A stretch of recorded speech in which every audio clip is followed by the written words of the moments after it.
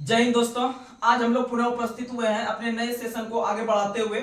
तो आज सबसे पहली बात है कि आज हम लोग के लिए सबसे शुभ दिन है, क्योंकि आज हम लोग सरस्वती माता का जो कि हम लोग आज दिवस मना रहे हैं या उनको जो है कि आराधना स्वरूप हम लोग याद कर रहे हैं, अपने दिल में संयोजन रखे हैं कि हे सरस्वती माँ मुझे इतना ज्ञान दीजिए, इतना ज्ञान दीजिए कि आजकल के जिंदगी में जो है कि एक कम से कम सरकारी जॉब दिला दीजिए। अगर सरकारी जॉब मिल जाता है माँ सरस्वती की कृपा से तो आप समझ सकते हैं कि इससे बड़ी बात कोई नहीं हो सकती एक छात्र जीवन में। तो सबसे हम लोग यही दुआ कर रहे हैं सरस्वती माता से कि हम लोग का जितना परिवार है और जितना आगे बनने वाला परिवार है तो समझ लीजिए कि उसमें से आपका हर एक व्यक्ति का जॉब लगेगा। सिर्फ आप लोग अपना सच्चा मेहनत से, सच्चा दिल से मेहनत कीजिए और आपका मां सरस्वती जरूर आप लोग का पार घाट लगाएगी और जो है कि आप लोग आगे अपने जीवन में बढ़िए। और जहां तक आप लोग अभी तक पढ़े हैं उस बुद्धि को और उस विवेक को आप लोग एक पॉजिटिव वे में लेकर आगे बढ़िए और एक ऐसा जो है कि समाज में एक ऐसा प्रकाश व्यक्ति बनिए जिससे कि आपका जो है कि आपको देखकर आगे आने वाले जो पीढ़ी है उसे आपको एक रोल मॉडल मानकर आपको जो है कि आगे बढ़ाने का प्रयास करेंगे और आप भी उसमें हर कदम जो है कि आप अपने समाज को आगे बढ़ाने के लिए हर कदम जो है कि आप आगे बढ़िए। और एक ऐसा कदम कभी भी ऐसा कोई गलत कदम नहीं उठाइए जिससे कि आपका घर परिवार या आपको जो है कि कोई दूसरा व्यक्ति बोलने का मौका मिले। तो इसलिए आप लोग हमेशा एकदम सतर्क होके और अपने पढ़ाई को 100% देके अपना एक बार जिंदगी मिला है आप इसे जो है ना इतना मेहनत कीजिए जिंदगी में कि आप हर वो मुकाम हासिल कीजिए जो कि आदमी सोचता है उस जाने के लिए, उस पद पर जाने के लिए। तो समझ लीजिए कि यह चैनल या हमारे जो भी टीम है तो समझ लीजिए आपका 100% देने के लिए जो है कि तत्पर रहता है और रहेंगे आगे। अभी तो सिर्फ ये यूट्यूब चैनल छोटा ऐसा माध्यम बनाया है, लेकिन समझ लीजिए अगर आपका इस तरह से सपोर्ट रहेगा तो न जाने ऐसे बड़े बड़े जो है कि मंच पर नजर आएंगे और हमें भी वो क्षमता है कि हम भी बहुत कुछ कर सकते हैं आगे, जो है कि अपने देश के लिए कर सकते हैं या जो वैसे छात्र या वैसे समूह के लिए कर सकते हैं जो कि बड़े स्तर पर उसे पढ़ाई नहीं मिल पाता है। तो हमें जो है कि उसे हमेशा सपोर्ट रहेगा मेरा और आप लोग जो है कि इसी तरह से प्यार करते रहिए और आगे जो है कि हम लोग बड़े स्तर पर नजर आएंगे। तो आइए आज हम लोग पूजा पाठ करके और पुनः अपने पढ़ाई को अग्रसर करेंगे और अग्रसर कर इसे जो है कि हम लोग बहुत सारा भी एग्जाम आगे आने वाला है। तो आप लोग जैसे भी बिहार एसएससी का एग्जाम होगा, एसएससी जीडी का एग्जाम है और आपका जो है कि बिहार सीजीएल आगे आने वाला है, बिहार दरोगा है या रेलवे का विभिन्न प्रकार का एग्जाम है, अग्निवीर है, उसके बाद यूपी पुलिस है, एमपी पुलिस है, यानी जितना भी एग्जाम है अगर आपका तैयारी होता है 100% तो आप किसी भी एग्जाम में बैठिएगा तो 100% गारंटी के साथ आपका रिजल्ट होगा। अगर आप कहीं पढ़ाई में कमी कर देते हैं, अगर आप एक सब्जेक्ट को भी अगर आप इग्नोर करके चलते हैं तो आपका रिजल्ट होने में परेशानी हो जाएगा, फिर आपका रिजल्ट नहीं होगा। तो समझ सकते हैं कि एक बार वैकेंसी निकलता है कम से कम साल 2 साल प्रोसेस में लगा देता है, तो समझ सकते हैं एज कितना फास्ट भाग जाता है। तो इसीलिए वैसा गलती आप लोग नहीं कीजिए जिससे कि आपको वो सामना करना पड़े उस दिन के लिए। तो आप लोग पॉजिटिव वे में होकर आपको जो है कि ऐसा होना चाहिए कि हम जो पढ़ रहे हैं वही क्वेश्चन एग्जाम में आएगा। और सबसे बड़ी बात यह है कि आप अपने आप पे आत्मविश्वास रखिए कि हम ये कर सकते हैं, एक सीट हम ले सकते हैं तो ले सकते हैं। बस इसी के साथ हम लोग जो है कि मां सरस्वती से वंदना करते हैं कि हमें जो है कि हमेशा दिमाग पॉजिटिव वे में रखिए और आगे की और रास्ता आप दिखाइए और चलने के लिए हम लोग तैयार हैं उस पर। तो आइए बिना कोई देरी किए हुए आज से हम लोग शुरुआत कर रहे हैं। तो आप लोग बताइएगा कि ध्वनि का वेग सबसे अधिक किस माध्यम में होता है? इस्पात में। ध्वनि का वेग सबसे अधिक होता है इस्पात में। और इस्पात जो होता है, इस्पात जो होता है वह स्टील को कहते हैं हम लोग। और स्टील जो बनता है वह बेसेमर विधि के द्वारा, स्टील जो बनता है ये इस्पात जो बनता है बेसेमर विधि के द्वारा। और उस पे जो है कि आपका लोहा से ही बनता है। किससे बनता है? लोहा से। यानी लोहा से कार्बन की मात्रा में कन्वर्टिंग करके आपको इस्पात बनाया जाता है और इस्पात को बेसेमर विधि के द्वारा बनाते हैं। और उसी इस्पात में ध्वनि की चाल सबसे अधिक। अगर आपसे पूछे कि 3 गो माध्यम होता है, एक ठोस होता है, एक द्रव होता है, एक गैस होता है, तो ठोस माध्यम में ध्वनि की गति सबसे अधिक और उसके बाद ठोस के बाद क्या होता है? द्रव में। और सबसे कम किसमें होता है? गैस में। सबसे कम गैस में और सबसे अधिक ठोस में, याद रखिएगा। और एल्युमिनियम में ध्वनि की चाल होता है 6420। एल्युमिनियम में ध्वनि की चाल 6420। वहीं पर अगर हम जल में बात करें तो 1483 होता है। कितना होता है? 1483। जल में कितना होता है? 1483। याद रखने की कोशिश कीजिएगा। अगला क्वेश्चन आप लोग को बताना है कि परमाणु की प्रभावी त्रिज्या का मान कितना होता है? 10 पर पावर -10 मीटर। परमाणु की प्रभावी त्रिज्या 10 पर पावर -10 मीटर। और आप लोग को बात अगर पूछे परमाणु का, तो परमाणु शब्द जो दिया है, परमाणु शब्द जो दिया है वह डेमोक्रिट्स ने दिया है। किसने दिया है? डेमोक्रिट्स ने। परमाणु शब्द किसने दिया है? लेकिन परमाणु सिद्धांत दिया है जॉन डाल्टन ने। परमाणु सिद्धांत किसने दिया है? जॉन डाल्टन ने। यह परमाणु संरचना किसने दिया है? जॉन डाल्टन ने। और आप लोग को बता दे कि परमाणु संख्या बराबर होता है प्रोटॉन की संख्या। परमाणु संख्या बराबर प्रोटॉन की संख्या। जैसे परमाणु संख्या 1 होता है हाइड्रोजन का, हाइड्रोजन का जब परमाणु संख्या 1 हुआ तो उसमें प्रोटॉन की संख्या भी कितना होगा? 1, क्योंकि परमाणु संख्या बराबर प्रोटॉन की संख्या। जैसे हीलियम का होता है परमाणु संख्या 2, तो इसका मतलब हीलियम में प्रोटॉन की संख्या भी कितना होगा? 2। कितना होगा? 2। उसी तरह से लिथियम का होता है परमाणु संख्या 3, तो उसमें प्रोटॉन की संख्या 3। कितना होगा? 3। याद रखिएगा। अगला क्वेश्चन, और प्रोटॉन की संख्या प्लस न्यूट्रॉन की संख्या बराबर द्रव्यमान संख्या। प्रोटॉन प्लस न्यूट्रॉन बराबर द्रव्यमान संख्या, याद रखिएगा। अगला क्वेश्चन आप लोग को बताना है, राष्ट्रगान जन गण मन पहली बार जो गाया गया था कलकत्ता अधिवेशन में गाया गया था किस वर्ष? 1911। किस वर्ष गाया गया था? अब बात करते हैं जन गण मन। तो जन गण मन जो है, जिसे हम लोग राष्ट्रगान कहते हैं, क्या कहते हैं? राष्ट्रगान। और याद रखिएगा, राष्ट्रगान जो होता है जन गण मन, इसे गाने में 52 सेकंड लगता है। कितना सेकंड? 52 सेकंड। और जन गण मन जो होता है वह पहली बार जो गाया गया था कांग्रेस के कलकत्ता अधिवेशन में। कांग्रेस के कलकत्ता अधिवेशन में 1911 में। और उस समय जो कांग्रेस के अध्यक्ष थे 1911 में हुए थे पंडित बिशन नारायण धर। पंडित बिशन नारायण धर। वहीं अगर हम राष्ट्रगीत का बात करें तो राष्ट्रगीत जो होता है वह वंदे मातरम है। वह वंदे मातरम है। और राष्ट्रगीत जो वंदे मातरम है, इसके जो रचयिता थे वह कौन थे? वह बंकिम चंद्र चटर्जी। बंकिम चंद्र चटर्जी। और याद रखिएगा कि राष्ट्रगीत को गाने में थोड़ा सा ज्यादा समय लगता है। काहे कि थोड़ा सा लगता है उल्टा पुल्टा, संस्कृत में रहता है, थोड़ा उल्टा लगता है कि यानी वंदे मातरम सुजलम सफलम मलय रसकलम, थोड़ा सा वो है, थोड़ा सा मतलब वो लॉन्ग टाइप का, इसलिए इसमें ज्यादा समय लगता है। इसीलिए इसमें 65 सेकंड। इसीलिए इसमें कितना लगता है? 65। यानी राष्ट्रगीत में 65 और राष्ट्रगान में 52। राष्ट्रगान में 52, राष्ट्रगान में 52 और राष्ट्रगीत में 65। और अगर हम बात करते हैं राष्ट्रगीत, तो राष्ट्रगीत जो पहली बार गाया गया था कलकत्ता में। कहाँ गाया गया था? कलकत्ता में 1896 में। 1896 में। और उस समय जो कांग्रेस के जो अध्यक्ष थे, उस समय कांग्रेस के अध्यक्ष थे रहमतुल्लाह सियानी। रहमतुल्लाह सियानी। रहमतुल्लाह सियानी।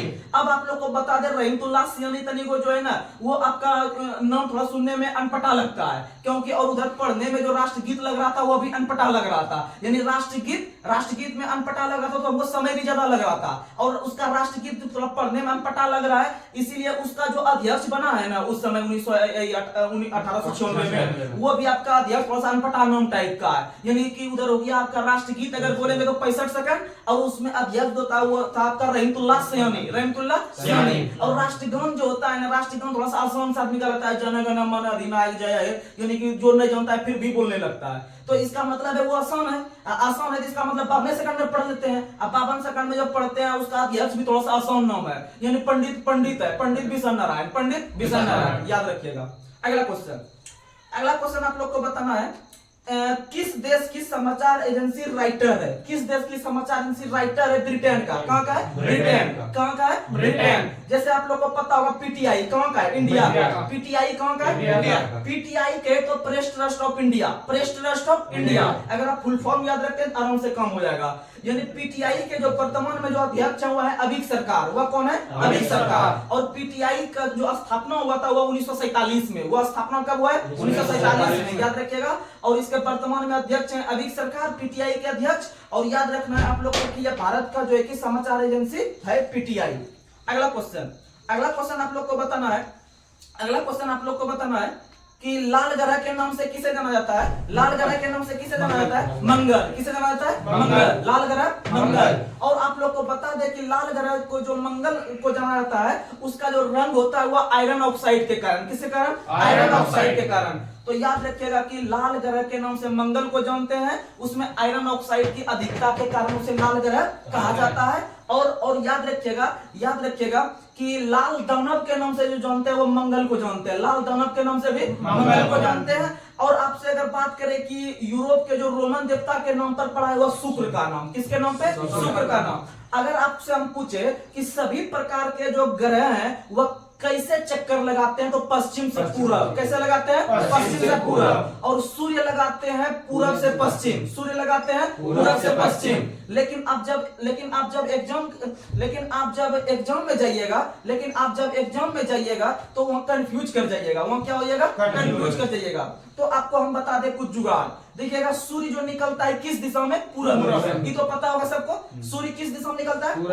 इसीलिए सूर्य जब पूरब में निकल रहा है तो पूरब से ही उसको घुमाना शुरू कर देंगे। पूरब से पश्चिम, पूरब से पश्चिम। इसीलिए वो पश्चिम तो दिमाग भी नहीं करेगा मेरा सूर्य में। यानी सूर्य जो घूमता है पूरब से पश्चिम, और सभी ग्रह उसको विपरीत घुमा देंगे, पश्चिम से पूरब। सभी ग्रह पश्चिम से पूरब।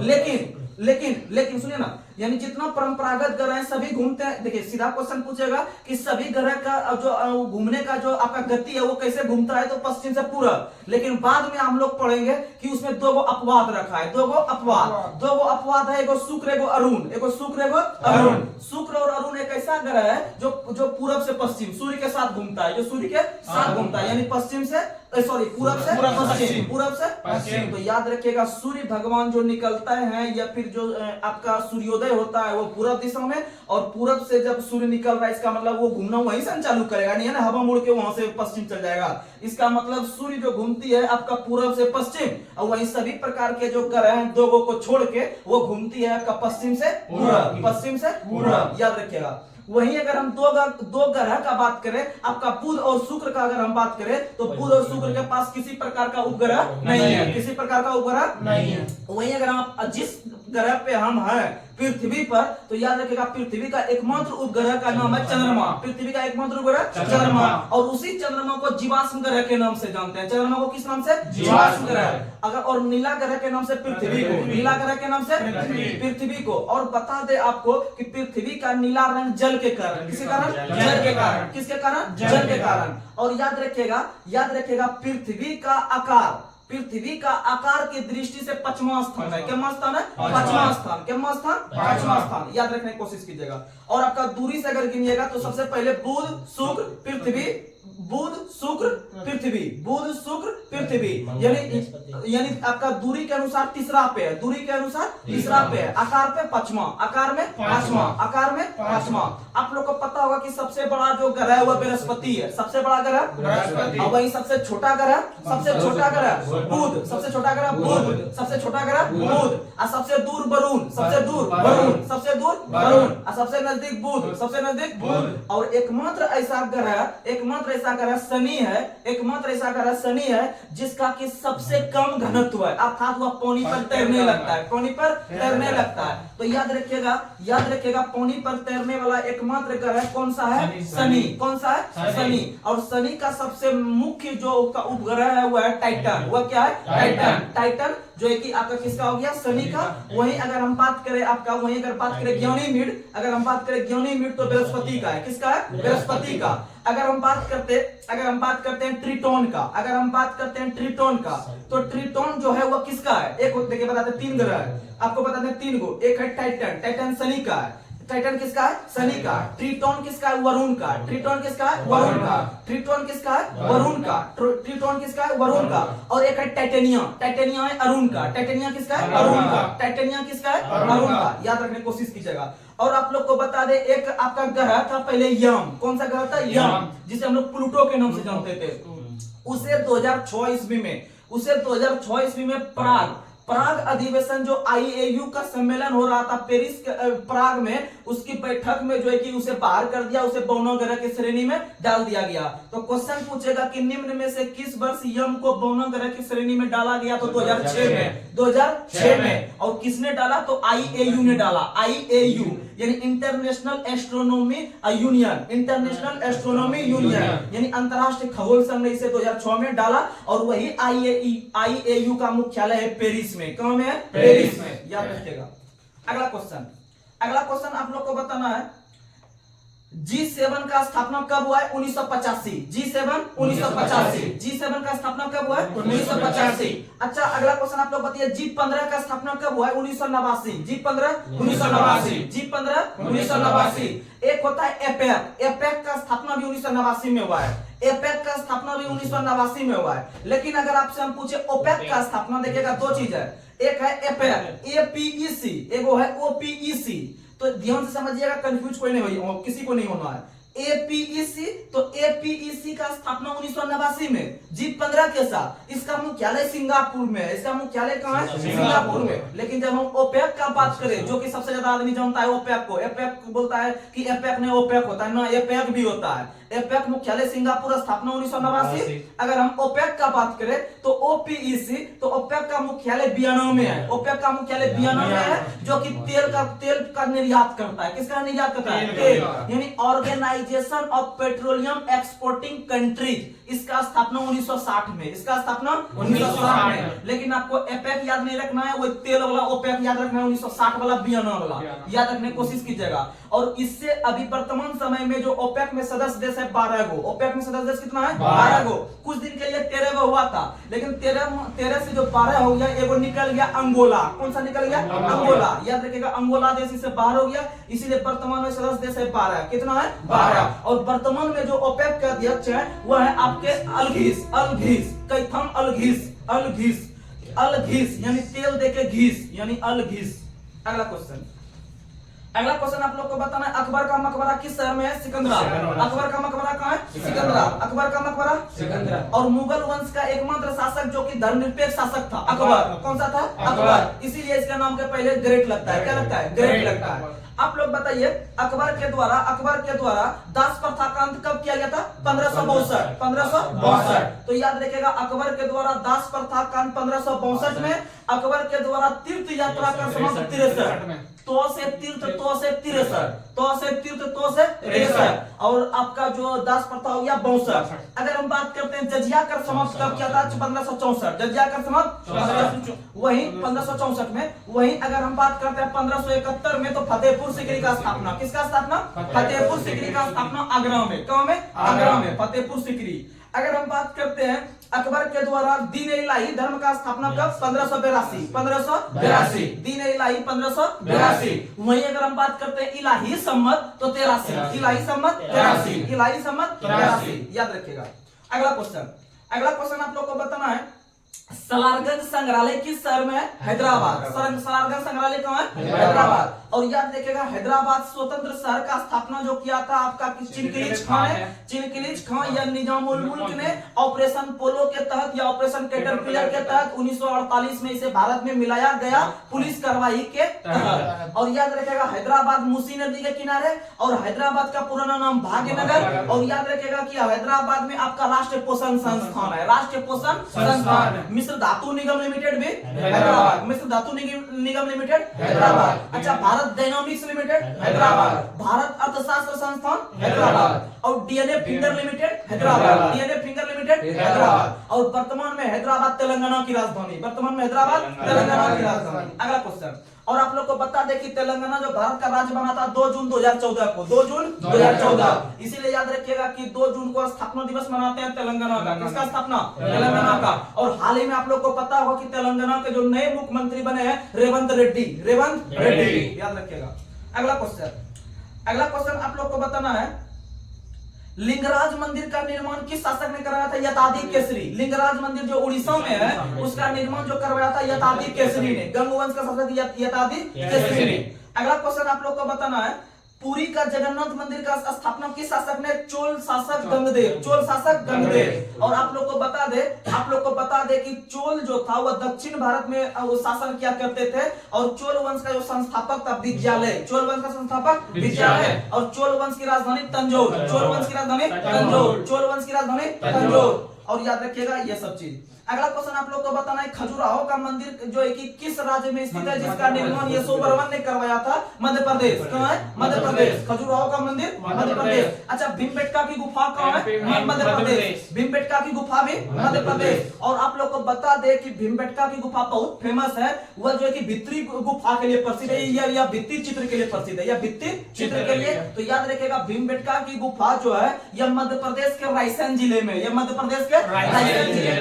और याद रखिएगा कि भीमबेटका की गुफा 1000 वर्ष लगभग पुराना है। और भीमबेटका की गुफा की खोज जो किया था, यह किया था वाकनकर नाम के व्यक्ति ने। वाकनकर बहुत फेमस क्वेश्चन है कि भीमबेटका की गुफा का खोज किसने किया? वाकनकर। किसने किया है? वाकनकर। वाकनकर ने किया था 1957-58 में। 1957-58 में एकदम फेमस क्वेश्चन है, याद रखिएगा। भीमबेटका की गुफा मध्य प्रदेश के रायसेन जिले में है, जो भित्ति गुफा के लिए प्रसिद्ध है। इसका खोज वाकनकर ने 1957-58 में किया था। 100% क्वेश्चन आएगा एग्जाम में। अगला क्वेश्चन आप लोग को बताना है। अगला क्वेश्चन आप लोग को बताना है किस वंश को या किस काल को स्वर्ण युग के नाम से जाना जाता है? गुप्त काल। किसे जाना जाता है? गुप्त काल। गुप्त काल को स्वर्ण युग के नाम से। अच्छा, आप लोग को बताना है हिंदी साहित्य का स्वर्ण काल जो कहा जाता है किस मुगल शासक के शासन काल को? तो हिंदी साहित्य का स्वर्ण काल कहा जाता है अकबर। हिंदी साहित्य का स्वर्ण काल अकबर। अच्छा, अब अगर आपसे पूछे चित्रकारी का स्वर्ण काल, तो जहांगीर। चित्रकारी का स्वर्ण काल जहांगीर। अगर आपसे पूछे स्थापत्य कला, शाहजहां। स्थापत्य कला शाहजहां। तो देखिएगा, मुगल वंश में 3 शासक बहुत महत्वपूर्ण के लिए जाने जाते हैं, यानी बड़े बड़े महल जो बनवाते थे, यानी स्थापत्य जो करते थे वह शाहजहां करते थे। कौन करते थे? शाहजहां। और ताजमहल का निर्माण भी क्या करवाया? शाहजहां। यानी बड़े बड़े जो स्थापत्य कला जो निर्माण करते थे वह शाहजहां ने करते थे, इसीलिए उसे स्थापत्य कला का जनक या फिर स्थापत्य कला का स्वर्ण काल कहा जाता है मुगल वंश के शासक में।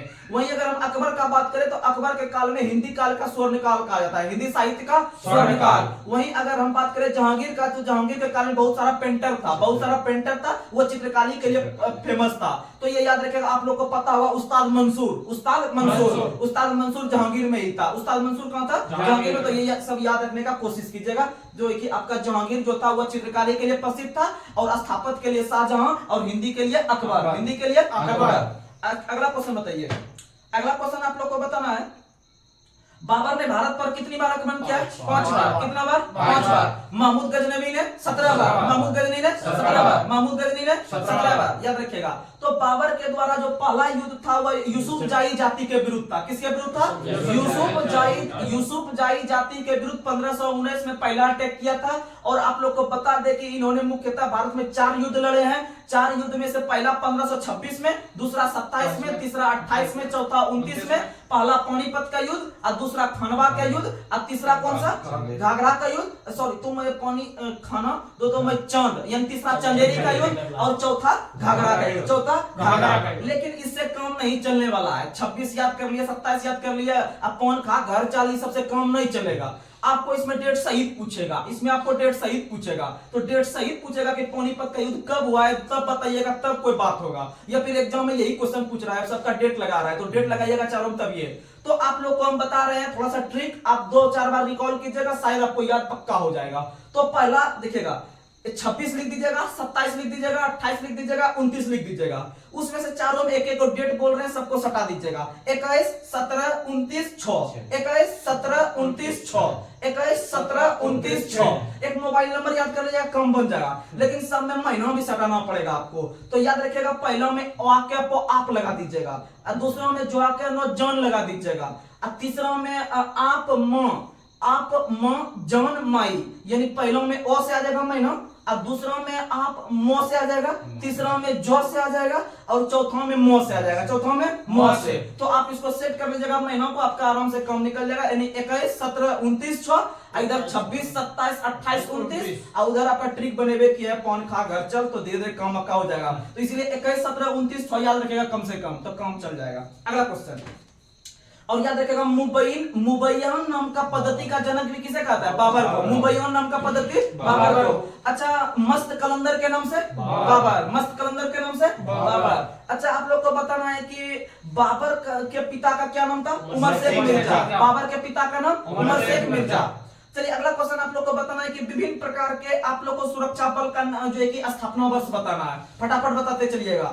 आप लोग बताइए, सीआरपीएफ का स्थापना 1939। सीआरपीएफ 1939। अच्छा, होमगार्ड का स्थापना 1946। होमगार्ड का स्थापना 1946। होमगार्ड 1946। और होमगार्ड को कभी कोई हिंदी में बोल देते हैं गृहवाहिनी। क्या बोलते हैं? गृहवाहिनी, यानी कि होमगार्ड, यानी होम का हिंदी गृह हो गया, उधर वाहिनी। अच्छा, आप लोग बताइए, असम राइफल का स्थापना 1835। 1835। असम राइफल्स का स्थापना 1835 को। इसका मुख्यालय असम में नहीं है, इसका मुख्यालय शिलोंग में है। इसका मुख्यालय कहाँ है? और इसी असम राइफल्स को पूर्वोत्तर का प्रहरी के रूप में भी जानते हैं। असम राइफल्स को हाल ही में आपका जो है कि दूसरे सेना में मर्ज करने का घोषणा किया गया है, लेकिन अभी तक किया नहीं गया है। इसे जो घोषणा करेगा एसएसबी को, और कुछ दिन के बाद गृह मंत्रालय ने एसएसबी को भी खत्म करके जो है कि उसको मिला देगा सीआरपीएफ में। तो आप याद रखिएगा कि असम राइफल जो है इसका स्थापना 1835 में हुआ था, और असम राइफल का मुख्यालय असम में नहीं है, और असम राइफल का मुख्यालय जो है कि मेघालय की राजधानी शिलोंग में। और इसी शिलोंग में भारत के 11वें नंबर के राष्ट्रपति जो थे डॉक्टर एपीजे अब्दुल कलाम, उनका निधन उसी शहर में हुआ है, शिलोंग में 2015 ईस्वी में 27 जुलाई को। 2015 ईस्वी में 27 जुलाई को। और वो जो थे भारत के 11वें नंबर के राष्ट्रपति, और उनको जो दफनाया गया वो तमिलनाडु के रामेश्वरम में, वो तमिलनाडु के रामेश्वरम में। और इनके द्वारा लिखा गया पुस्तक का नाम है अग्नि की उड़ान। अग्नि की उड़ान मिशन 2020, मिशन 2020। अग्नि की उड़ान को इंग्लिश में कहते हैं wings of fire, wings of fire. उसी तरह से एक और पुस्तक लिखा था ignited mind, ignited mind, ignited mind. और मिसाइल मैन ऑफ इंडिया के नाम से भी किसे जानते हैं? Abdul Kalam. Missile man of India Abdul Kalam. अगर उसी तरह से हम बात करें कि इन्हें जो दफनाया गया है रामेश्वरम तमिलनाडु में, कौन दफनाया गया है? रामेश्वरम तमिलनाडु में। अच्छा, अगला बताइए आप लोग, ये असम राइफल 1835।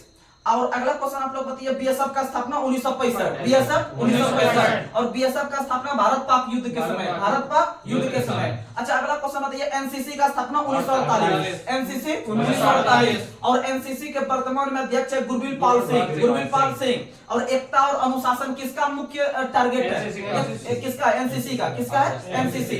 अच्छा, अगला क्वेश्चन आप लोग बताइए, सीआरपीएफ का स्थापना कब हुआ है? 1939। सीआरपीएफ 1939। CISF 1969, CISF 1969, CISF 1969। अच्छा, अगला क्वेश्चन बताइए, एनएसजी का स्थापना कब हुआ है? 1984, एनएसजी 1984। एनएसजी मतलब होता है नेशनल सिक्योरिटी गार्ड, यानी एनएसजी का स्थापना 1984। अगला क्वेश्चन आप बताइए, आईटीबीपी 1962, आईटीबीपी 1962। अच्छा, अगला क्वेश्चन बताइए, तटरक्षक बल का स्थापना, तटरक्षक बल का स्थापना आप लोग को ऑप्शन देख के मारना है, आपको याद रखना है 1978। लेकिन अगर ऑप्शन में 1977 देखा था, आपको पहले 77 को मारना होगा, तब 78, क्योंकि गूगल कीजिएगा तो आपको 77 दिखाई पड़ेगा। 1 फरवरी 1977 को इसका स्थापना हुआ है, लेकिन बहुत सारा आपको 78 लिखता है, तो आपको दोनों माइंड में लेकर चलना पड़ेगा। आपको सबसे पहले 77 को जो कि आपको प्राथमिकता देना पड़ेगा। अगला क्वेश्चन बताइए, अगला क्वेश्चन आप लोग को बताना है, अगला क्वेश्चन आप लोग बताइए कि वित्त आयोग का स्थापना किस अनुच्छेद में है? वित्त आयोग का स्थापना किस अनुच्छेद में है? वित्त आयोग का स्थापना किस अनुच्छेद में है? 280। किस में है? 280। अब वित्त विधेयक 117, वित्त विधेयक 117, वित्त विधेयक 117। वित्त विधेयक किसमें है? 117। अब वित्त आयोग किसमें है? 280। वित्त आयोग किसमें है? 280।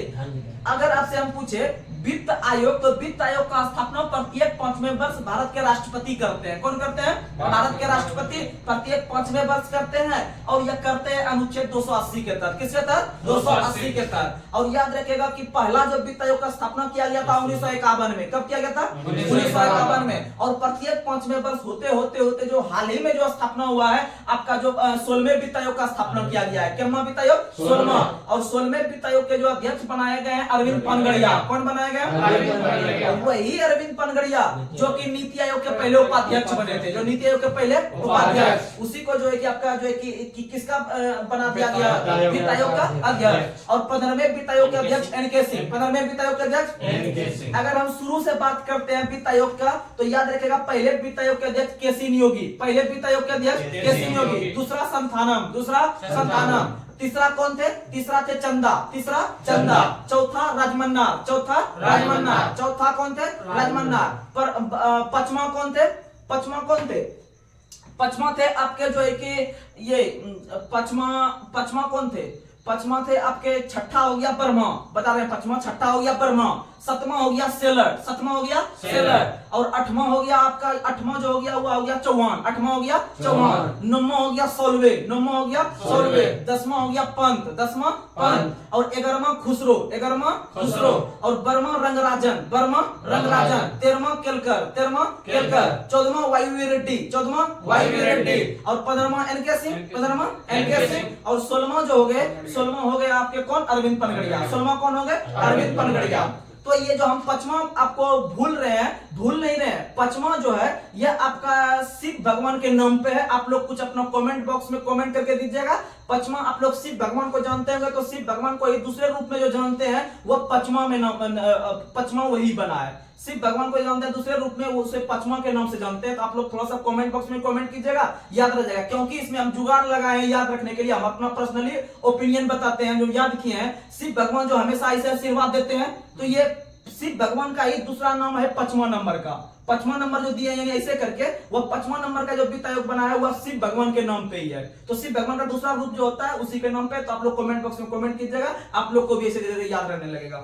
चलिए अगला क्वेश्चन, अगला क्वेश्चन आप लोग को बताना है, पौधे नाइट्रोजन को किस रूप में ग्रहण करते हैं? नाइट्रेट। किस रूप में? नाइट्रेट। पौधे नाइट्रोजन को नाइट्रेट के रूप में ग्रहण करते हैं। इसी तरह से एक क्वेश्चन आता है कि हमारा शरीर में जो यकृत होता है सबसे बड़ी ग्रंथि, वह जो विटामिन ए को जो संचित करके रखता है वह किस रूप में? ग्लाइकोजन के रूप में। किस रूप में? ग्लाइकोजन के रूप में। तो याद रखिएगा दो क्वेश्चन। अच्छा, हमारे शरीर की सबसे बड़ी अंतःस्रावी ग्रंथि कौन सी है? थायराइड। कौन सी है? थायराइड। सबसे बड़ी अंतःस्रावी ग्रंथि थायराइड। लेकिन सबसे बड़ी ग्रंथि यकृत। सबसे बड़ी ग्रंथि यकृत और सबसे बड़ी अंतःस्रावी ग्रंथि थायराइड। और जो एकमात्र मिश्रित ग्रंथि है वह है अग्नाशय। वह कौन सा है? अग्नाशय। वह कौन सा है? अग्नाशय। और सबसे छोटी ग्रंथि पीयूष ग्रंथि। सबसे छोटी ग्रंथि पीयूष ग्रंथि। और पीयूष ग्रंथि को पिट्यूटरी ग्रंथि के नाम से भी जानते हैं, मास्टर ग्लैंड के रूप में भी जानते हैं, और यह हमारे मस्तिष्क में रहता है। और पीयूष ग्रंथि कुल 11 प्रकार के हार्मोन का स्राव करती है, इसीलिए इसे मास्टर ग्लैंड के रूप में भी पुकारते हैं। और याद रखिएगा कि यह जो एक हमारे मस्तिष्क में होता है, पीयूष ग्रंथि कहां में होता है? मस्तिष्क में। और याद रखिएगा कि ये मस्तिष्क के बीचों बीच एक ग्रंथि होता है जिसका नाम है थाइमस ग्रंथि। कौन सी ग्रंथि? थाइमस। थाइमस ग्रंथि। और यही थाइमस ग्रंथि जो है कि बच्चों में सबसे अधिक होता है। किसमें होता है? बच्चा में। और जब बच्चा को और जब यह मतलब जब बच्चा को हिलाइएगा आप या यानी डोलाइएगा गोदी में लेके, तो क्या होता है? उसको नींद आ जाता है। डोलाते डोलाते उसको खिलाते खिलाते नींद आ जाता है। काहे आता है? कारण यही है कि थाइमस ग्रंथि जब हिलती है तो वह हिलने से विभिन्न प्रकार के हार्मोन का स्राव करती है। जब हार्मोन का स्राव करती है तो उसमें से बच्चा को नींद आने लगता है और वह सो जाता है। वहीं पर अगर यही ग्रंथि जब आप बूढ़ा हो जाइएगा, आपका जब एज 50-60 प्लस होने लगेगा, तो यह ग्रंथि विलुप्त हो जाएगा। यह ग्रंथि क्या होता है? विलुप्त हो जाता है। इसीलिए बूढ़ा पुराना आदमी को जल्दी नींद नहीं आता है, 12 बजे ही 2 बजे ही रात में जग जाता है और उसका यादाश्त भी खोने लगता है। और यादाश्त भी खोने लगता है। तो कौन सी ग्रंथि विलुप्त होने से? तो यह क्वेश्चन एग्जाम में पूछा गया है कि निम्न में से कौन सी ग्रंथि बुढ़ापे में विलुप्त हो जाती है? तो थाइमस। कौन सा? थाइमस। और बच्चों में सबसे अधिक। इसीलिए बच्चा का देखते हुए यादाश्त बहुत अच्छा रहता है। जो चीज वो एक बार देख लेगा उसका आदत लग जाता है और जो है कि वह बार बार जो है कि उसी चीज को खोजता है। चलिए अगला क्वेश्चन। अगला क्वेश्चन आप लोग को बताना है कि भारतीय भाषा का केंद्र संस्थान किस शहर में है? भाषा का संस्थान हैदराबाद में। केंद्र भाषा संस्थान हैदराबाद में। केंद्र भाषा संस्थान कहाँ है? हैदराबाद में। याद रखिएगा। अगला क्वेश्चन आप लोग को बताना है, शरावती वन्यजीव अभयारण्य किस राज्य में है? कर्नाटक। शरावती वन्यजीव अभयारण्य कर्नाटक। और याद रखिएगा शरावती नदी पर भी एक जलप्रपात है। शरावती नदी पर भी एक जलप्रपात है जिसका नाम है जोग या गरसोप्पा जलप्रपात। जोग या गरसोप्पा जलप्रपात कर्नाटक के शरावती नदी पर है। उसको हम लोग एक अन्य नाम से जानते हैं, महात्मा गांधी जलप्रपात। महात्मा गांधी जलप्रपात। तो याद रखिएगा महात्मा गांधी जलप्रपात के नाम से हम लोग जानते हैं किसको? जोग या गरसोप्पा जलप्रपात, जो कर्नाटक राज्य में स्थित है शरावती नदी पर। वहीं अगर हम बात करते हैं कि भारत का सबसे ऊंचा जलप्रपात वर्तमान में कौन है? कुंचिकल। कौन सा है? कुंचिकल। और कुंचिकल जलप्रपात जो है कि भारत में सबसे ऊंची है और यह जलप्रपात बराही नदी पे है। किस नदी पर है? बराही नदी पर। याद रखिएगा। एक और जलप्रपात भारत में बहुत इंपॉर्टेंट है जिसका नाम है आपका चाचई जलप्रपात। कौन सा जलप्रपात? चाचई। चाचई जलप्रपात मध्य प्रदेश के बिहार नदी पर। मध्य प्रदेश के बिहार नदी पर। याद रखिएगा। अगला क्वेश्चन आप लोग को बताना है। अगला क्वेश्चन आप लोग बताइए, अंडमान निकोबार द्वीप समूह की राजधानी पोर्ट ब्लेयर है। कहाँ है? Port Blair. वह किस अंडमान में है? उत्तर अंडमान में है कि दक्षिण में, किस में है? तो पोर्ट ब्लेयर जो है दक्षिण अंडमान में। किस अंडमान में है? दक्षिण अंडमान में। और याद रखेगा अंडमान निकोबार द्वीप समूह की सबसे ऊंची चोटी जो है सैंडल पीक है उत्तरी अंडमान में। सैंडल पीक है उत्तरी अंडमान। तो याद रखिएगा अंडमान निकोबार द्वीप समूह का जो राजधानी है वह दक्षिण अंडमान में। किसमें है? दक्षिण अंडमान में। और उसका सबसे ऊंची चोटी जो है सैंडल पीक, उसका जो की ऊंचाई है 738 मीटर, वह है दक्षिण अंडमान, सॉरी उत्तर अंडमान में। किस अंडमान में? तो याद रखने के लिए आपको जुगाड़ दे रहे हैं। देखिएगा अंडमान जो निकोबार है उसका जो ऊंचाई हम ले रहे हैं, सबसे अधिक चोटी जो ले रहे हैं, सबसे ऊंचा चोटी, वह आपका सैंडल है। क्या है? सैंडल। और याद रखिएगा सैंडल जो लड़की लोग पहनती है उसका जो है कि हाइट थोड़ा सा कम रहता है इसका, तो थोड़ा ऊंचा दिखने के लिए वो सैंडल का प्रयोग करती है। इसका मतलब आपको अंडमान निकोबार द्वीप समूह में बोलेंगे सबसे ऊंचा स्थान का सेंस अगर लाएंगे, अगर ऊंचा स्थान लाएंगे तो वही सैंडल बोलिएगा। क्या बोलिएगा? सैंडल। क्या बोलिएगा? सैंडल। याद रखने की कोशिश कीजिएगा। अगला क्वेश्चन आप लोग को बताना है कि लक्षद्वीप में जो भारत का एक केंद्र शासित प्रदेश है लक्षद्वीप, 8 केंद्र शासित प्रदेश में एक केंद्र शासित प्रदेश है लक्षद्वीप, जहां का कि आदमी बहुत पढ़ा लिखा है। जहां का कि आदमी बहुत पढ़ा लिखा है। पढ़ा लिखा होने का कारण है क्योंकि वहां सभी केंद्र शासित प्रदेश में सबसे कम जनसंख्या वहां का है। तो क्वेश्चन लिखेगा 2 याद रहेगा। मान लीजिए किसी घर में अगर 2 मतलब बच्चा है पढ़ने वाला, अब किसी घर में 4 बच्चा है पढ़ने वाला, तो बताइए पढ़ाई में सबसे ध्यान 2 बच्चा वाला देगा कि 4 बच्चा वाला देगा? 2 बच्चा वाला, क्योंकि कम बच्चा रहता है तो उसका डबल ज्यादा हो पाता है। तो उसी तरह से याद रखिएगा कि पूरे 8 केंद्र शासित प्रदेश में सबसे कम जनसंख्या लक्षद्वीप का है। तो 2 क्वेश्चन क्लियर हो जाएगा। सबसे कम जनसंख्या कहां का? लक्षद्वीप का। इसीलिए सबसे पढ़ाई में या लिटरेसी रेट सबसे अधिक किसका है? लक्षद्वीप का। किसका है? लक्षद्वीप का। तो बोलेगा क्वेश्चन की सबसे अधिक साक्षरता दर कौन से केंद्र शासित प्रदेश का? लक्षद्वीप का। और सबसे कम जनसंख्या भी कौन का? लक्षद्वीप का। सबसे कम जनसंख्या लक्षद्वीप का।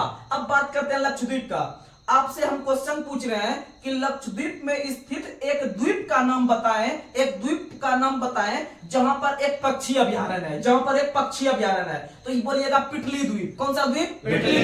पिटली द्वीप। कौन सा द्वीप? पिटली द्वीप। वहीं अगर हम बात करें आपसे, इसमें आपको जुगाड़ देंगे हम, वहीं अगर हम बात करें कि लक्षद्वीप में एक हवाई अड्डा का नाम बताइए जो लक्षद्वीप में स्थित है, तो बोलिएगा अगाती। कौन सा? अगाती। क्या बोलिएगा? अगाती। तो देखिएगा दोनों को जुगाड़ से फिट करवा रहे हैं। देखिएगा जहां पर हवाई अड्डा होता है वहां पर आदमी आता है। वहां पर आदमी क्या होता है? आता है, यानी आता जाता है, यानी आता है, यानी अगाती मतलब मार देंगे कहां? लक्षद्वीप में। क्या है वो? हवाई अड्डा। क्या है? हवाई अड्डा। यानी अ से अगाती, अ से आता है, तो आता है किस पे आता है? हवाई अड्डा में। किस पे आता है? हवाई अड्डा। वहीं प से पक्षी, प से पिटली, प से पक्षी, प से पिटली। जो पिटली है वो पक्षी है, वो पक्षी अभयारण्य है। दोनों कहां है? लक्षद्वीप में। दोनों कहां है? लक्षद्वीप में। और लक्षद्वीप का जो है कि आपका पढ़ने में सबसे आगे है, पढ़ने में सबसे आगे काहे है? क्योंकि जनसंख्या सबसे कम है।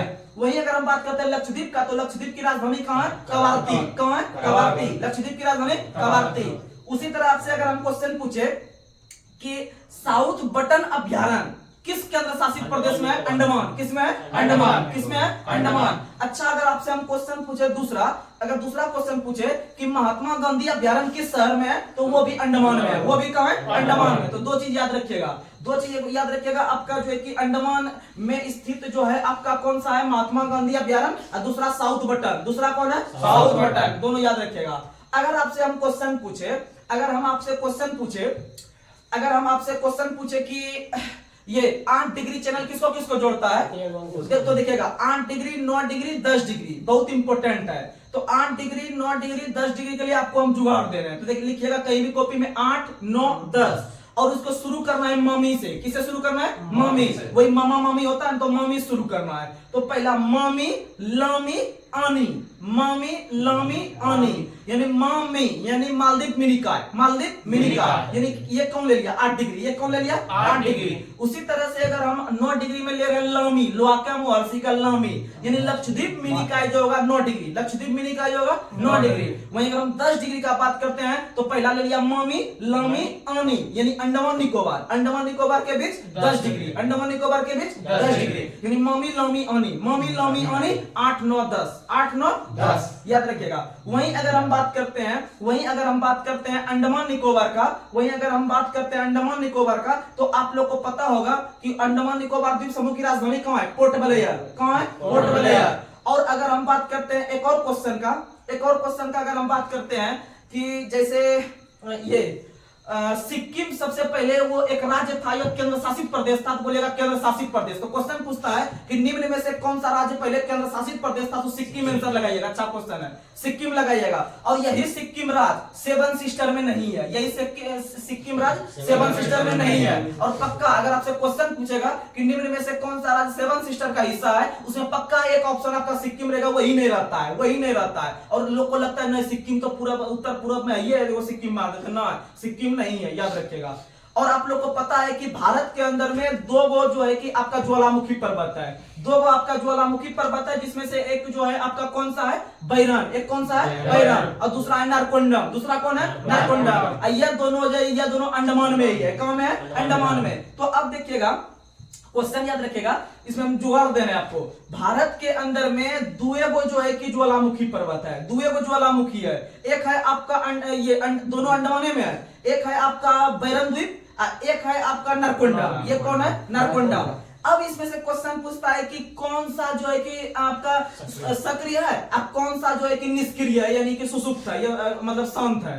तो देखिएगा, जो आदमी आपके ग्रुप में थोड़ा सा ज्यादा बोलता होगा, यानी कोई भी टॉपिक उठाएगा ज्यादा बोलने लगता है, नहीं कहते हैं ज्यादा नहीं तुम बर बर करो, ज्यादा बर बर करने लगता है, यानी ज्यादा बोलने लगता है, यानी कि बर बर जो कर रहा है, अर्थात बैरन जो है, बैरन हमेशा सक्रिय रहता है। क्या रहता है, सक्रिय। यानी जो व्यक्ति आपके ग्रुप में बर बर करते रहता है वो हमेशा एक्टिव रहता है, तभी उसे बर बर कर रहा है। यानी बर बर से बैरन मार लेंगे, अब बैरन से बता देंगे वो सक्रिय है, वो क्या है, सक्रिय है। तो क्वेश्चन आराम से बन जाएगा। तो बैरन कैसा उदाहरण है, सक्रिय। बैरन कैसा है, सक्रिय। जब बैरन सक्रिय हो गया तो एक जो नारकोंडम बचा, नारकोंडम आपका जो है कि वो नरक में चल गया। किसमें चल गया, नरक में, यानी वो हो गया सुसुप्त, यानी शांत है, हमेशा बेचारा चुपे चाप रहता है। तो दुएगो, एगो बोलने वाला है, एगो नहीं बोलने वाला है, बोलने वाला बरबर कर रहा है, यानी बैरन, यानी बैरन। एगो हो गया शांत।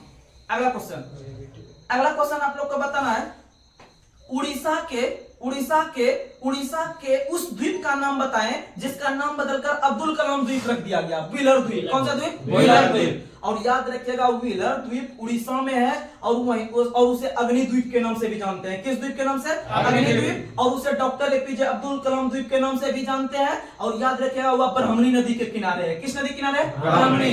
और याद रखिएगा ब्रह्मणी जो है वो महानदी का सहायक नदी है। किसका सहायक नदी है, महानदी का। और उसी ब्रह्मणी नदी को उड़ीसा का शोक कहा जाता है, उड़ीसा का शोक। देखिएगा एग्जाम में जब क्वेश्चन आएगा ना, तो क्वेश्चन पूछता है कि उड़ीसा का शोक किस नदी को, तो लोग जो है ना, लोग और ऑप्शन में पक्का महानदी रहेगा, तो लोग को क्या लगता है, उड़ीसा में तो महानदी बहे करती है, तो इसी को मारो ना, मारना है ब्राह्मणी। क्या मारना है, ब्राह्मणी। तो यही एक क्वेश्चन आपको इंक्रीज कराएगा एग्जाम में।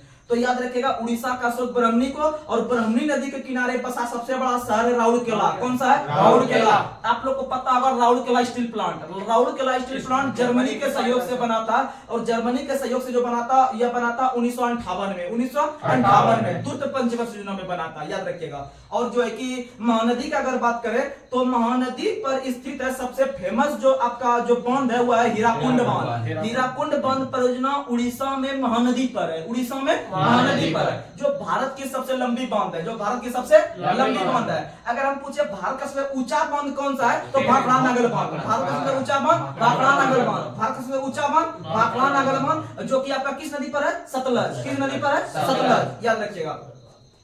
अगला क्वेश्चन आप लोग को बताना है, अगला क्वेश्चन आप लोग को बताना है, पंबन द्वीप कहां स्थित है, मन्नार की खाड़ी में। पंबन द्वीप मन्नार की खाड़ी में है। अगर मन्नार की खाड़ी है तो सही है, नहीं तो मारेंगे बंगाल की खाड़ी। क्या मारेंगे, बंगाल की खाड़ी। और रामेश्वरम पुल सब भी सब कहां है, बंगाल की खाड़ी में। किसमें है, बंगाल की खाड़ी में। और न्यू मूर द्वीप भी कहां है, बंगाल की खाड़ी में। बहुत फेमस क्वेश्चन, न्यू मूर द्वीप भी कहां है, बंगाल की खाड़ी में। लेकिन आपसे पूछेंगे 90 ईस्ट रीज हिंद महासागर, 90 ईस्ट रीज हिंद महासागर। और हिंद महासागर का सबसे गहरा स्थान जो है वह सुंडाकर है। वह कौन सा है, सुंडाकर।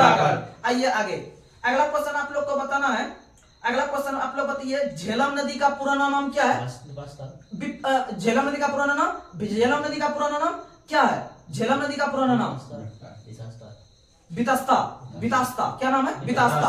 और विपाशा है ब्यास का, विपाशा है ब्यास का, विपाशा है ब्यास का, और वितस्ता है झेलम का, वितस्ता है झेलम का, और आपका परुष्णी है रावी का, परुष्णी है रावी का, और सुतुद्रु है सतलज का, सुतुद्रु है सतलज का। और याद रखेगा सतलज नदी का उद्गम स्थल भारत में नहीं है, सतलज नदी का उद्गम स्थल तिब्बत के मानसरोवर झील में है, तिब्बत के मानसरोवर झील में है। याद रखेगा, क्वेश्चन बहुत फेमस है। क्वेश्चन ऐसे पूछता है निम्न में से किस नदी का उद्गम स्थल भारत में नहीं है, और उसमें एक ऑप्शन रहता है सतलज। पक्का जो बता रहे हैं एक्सपीरियंस बता रहे हैं, तो वो आंसर रहेगा सतलज। आप लोग सतलज टिक आउट कीजिएगा, सही हो जाएगा। अगला क्वेश्चन आप लोग को बताना है सिंधु नदी की सबसे लंबी सहायक नदी कौन सी है? चिनाब। सिंधु नदी की कुल 5 सहायक नदी मुख्यतः है, जिसमें से याद करते होंगे सतलज, चिनाब, रावी, ब्यास, झेलम। ये 5 नदी में से सबसे लंबी नदी है उसका चिनाब, और चिनाब नदी का पुराना नाम है अस्किनी। चिनाब नदी का पुराना नाम अस्किनी, याद रखिएगा। अगला क्वेश्चन आप लोग को बताना है, अगला क्वेश्चन आप लोग बताइए 11 डिग्री चैनल जो है वह किसको जोड़ता है? 11 डिग्री चैनल जो है वह किसको जोड़ता है? वह लक्षद्वीप को जोड़ता है। किसको जोड़ता है? लक्षद्वीप को। याद रखिएगा 11 डिग्री लक्षद्वीप को।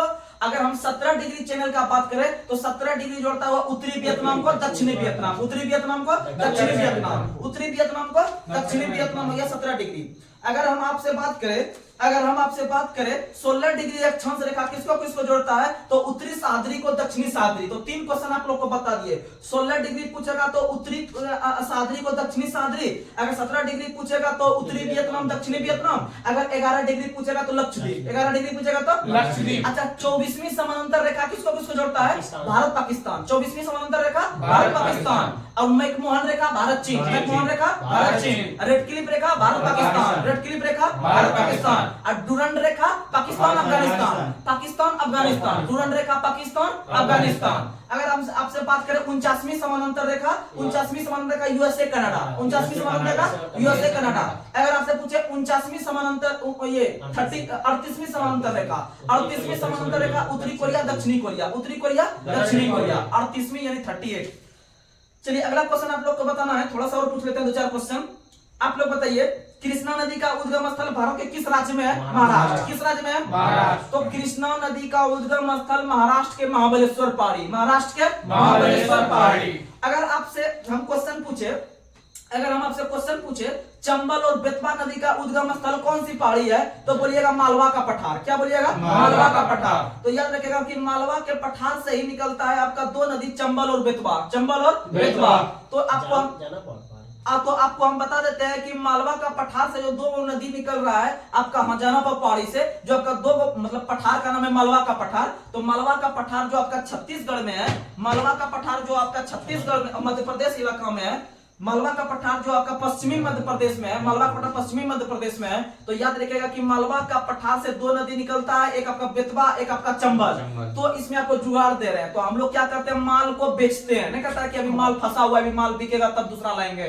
तो माल याद रखिएगा, माल से मलवा बना लीजिएगा, माल से क्या बना लीजिएगा? मलवा। मलवा को हम लोग बेच रहे हैं, क्या कर रहे हैं? बेच, यानी बोए क्या चौपेच, यानी बेतवा और ये बेतवा और जो है कि चंबल, बेतवा और चंबल, बेतवा और चंबल जो है वह कहां से निकल रहा है? मालवा के पठार से। कहां से निकल रहा है? मालवा के पठार से।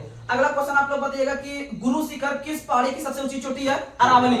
गुरु शिखर किसका है? अरावली। गुरु शिखर किसका है? अरावली। और अरावली शिखर का ऊंचाई कितना है? 1722 मीटर। अरावली का ऊंचाई 1722 मीटर। और अरावली भारत का सबसे पुराना पर्वत है। अरावली पर्वत भारत का सबसे पुराना पर्वत है, जिसका विस्तार आपका जो है कि 2-3 राज्य में है, जैसे कि आपको राजस्थान में, उसके बाद आपका दिल्ली में फैलती है, क्योंकि दिल्ली के अंदर जो आपका राष्ट्रपति भवन है, दिल्ली के अंदर जो राष्ट्रपति भवन है वो वही रायसीना हिल पे है, और वह रायसीना हिल आपका अरावली का हिस्सा है। वो किसका हिस्सा है? अरावली का। तो याद रखिएगा ये सब चीज। गुजरात में भी है, राजस्थान में भी है। अगला क्वेश्चन आप लोग को बताना है, अगला क्वेश्चन आप लोग, ये सतपुड़ा पहाड़ी जो मध्य प्रदेश में है, सतपुड़ा पहाड़ी जो मध्य प्रदेश में, वहां से कौन सी नदी निकलती है? ताप्ती। कौन सी नदी? ताप्ती। कौन सी नदी? ताप्ती। और याद रखिएगा सतपुड़ा पहाड़ी की सबसे ऊंची चोटी का नाम है धूपगढ़ी। क्या नाम है? धूपगढ़ी। और धूपगढ़ी की ऊंचाई 1350 मीटर, 1350 मीटर। अच्छा आप लोग को बताना है कि दक्षिण भारत की सबसे ऊंची चोटी का नाम क्या है? अनायमुदी। दक्षिण भारत की सबसे ऊंची चोटी का नाम है अनायमुदी। अन्नामलाई पहाड़ी की सबसे ऊंची चोटी का नाम है अनायमुदी। याद रखिएगा दक्षिण भारत की सबसे ऊंची चोटी का नाम है अनायमुदी। क्या नाम है? अनायमुदी। और अनायमुदी जो है वह अन्नामलाई पहाड़ी का हिस्सा है। किसका हिस्सा है? अन्नामलाई पहाड़ी। अगर आपसे पूछे अनायमुदी की ऊंचाई कितना है, तो अनायमुदी की ऊंचाई है 2695 मीटर। 2695। वहीं अगर बात करें दक्षिण भारत का एक और चोटी है, या फिर आपका दक्षिण भारत की दूसरी सबसे ऊंची चोटी है दोदा बेटा। कौन सा है? दोदा बेटा। और दोदा बेटा का ऊंचाई जो है वह है 2637 मीटर। 2637 मीटर। तो याद रखिएगा, दक्षिण भारत की सबसे ऊंची चोटी होगी आपका अनायमुदी। अनायमुदी के बाद दोदा बेटा। अनायमुदी बाद गया दोदा बेटा। याद रखिएगा, दोनों में 58 का डिफरेंट है। दोनों में कितना मीटर का डिफरेंट है? 58। यानी अनायमुदी हो गया 2695। उसमें से अगर हम 58 घटाएंगे तो 2637 बचेगा। कितना बचेगा? 2637। तो दोदा बेटा 2637 और अनायमुदी 2695। दोनों के बीच याद रखना है डिफरेंट कितना का? 58 मीटर का। और दोदा बेटा जो है वह नीलगिरी पहाड़ी की सबसे ऊंची चोटी है। नीलगिरी पहाड़ी सबसे ऊंची चोटी दोदा बेटा। वहीं अनायमुदी अन्नामलाई का है। अनायमुदी अन्नामलाई का है। और याद रखिएगा कि आपका नीलगिरी पहाड़ी जो है उस पर आपका टोडा नाम की जनजाति पाई जाती है, जो भैंस पालने का काम करती है और जो इसमें बहुपति विवाह प्रचलित है। तो आइए आज का लास्ट सवाल। तो आज का लास्ट सवाल आप लोग बताइएगा कि मर्मागांव बंदरगाह किस राज्य में है? गोवा। मर्मागांव बंदरगाह गोवा। मर्मागांव बंदरगाह गोवा, जो पश्चिमी घाट में है। जो कहां है? पश्चिमी घाट में। तो आप लोग कमेंट बॉक्स में आपके लिए एक क्वेश्चन पूछ रहे हैं। आप जितने भी सदस्य हैं हमारे ऑनलाइन पे जुड़े हुए हैं, तो वो लोग जो है कि एक सवाल का जवाब आप लोग कमेंट बॉक्स में दीजिएगा, जिसका हमें इंतजार रहेगा। तो आप लोग बताइए कि भारत में किस बंदरगाह का नया नाम जो है कि नया नाम श्यामा प्रसाद मुखर्जी बंदरगाह कर दिया गया। तो आप लोग जो है कि डिटेल में जो है कि भेजिएगा जो बंदरगाह का नाम चेंज हुआ है। तो आप लोग कमेंट बॉक्स में कमेंट कीजिएगा, आपको जो है कि उसका जो है कि रिप्लाई मिलेगा। और जो कि हम सब देखते हैं कि आप लोग कौन कौन रिप्लाई देते हैं, नहीं देते हैं, या भले हम नाम नहीं ले रहे हैं, नाम भी लेंगे, लेकिन आप लोग पहले जवाब दीजिए, उसके बाद फिर आपका नाम भी लिया जाएगा। और मात्र 4 दिन के बाद या 5वां दिन से हम लोग बहुत अच्छा बुक ला रहे हैं। उसमें से आपको जो है कि बहुत अच्छा सा टॉपिक मिलेगा पढ़ने के लिए। आप लोग सिर्फ रेगुलर बने रहिए, उसके बाद देखिएगा आपके पढ़ाई में कैसे चार चांद लग जाता है। उसके बाद फिर आपको एहसास होगा नहीं इस चैनल पे जुड़ के जो कि कितना लाभ हमें प्राप्त हुआ। तो आप लोग इस वीडियो को अधिक से अधिक देखिए, और एक बार नहीं अगर आपको याद होता है तो दोबारा भी चला के देखिए। और जो आपको अच्छा ऐसा क्वेश्चन लगे, ऐसे देखिए जितना क्वेश्चन बोल रहे हैं आपके एग्जाम के व्यू से जो है कि बोल रहे हैं, क्योंकि आप जब 2-4 एग्जाम में बैठिएगा, तब आपको एहसास होने लगेगा कि नहीं जो क्वेश्चन ये हो रहा है ना, सबसे बेस्ट चीज हो रहा है, सबसे बेस्ट चीज हो रहा है, ये हकीकत बता रहे हैं। नहीं तो आपको जब एग्जाम में बैठिएगा तब आपको एहसास अपने आप हो जाएगा। तो चलिए आज यहीं तक हम लोग रख रहे हैं, तो अगले क्लास में फिर हम लोग मिलते हैं। धन्यवाद। बसंत पंचमी की सभी को हार्दिक शुभकामनाएं।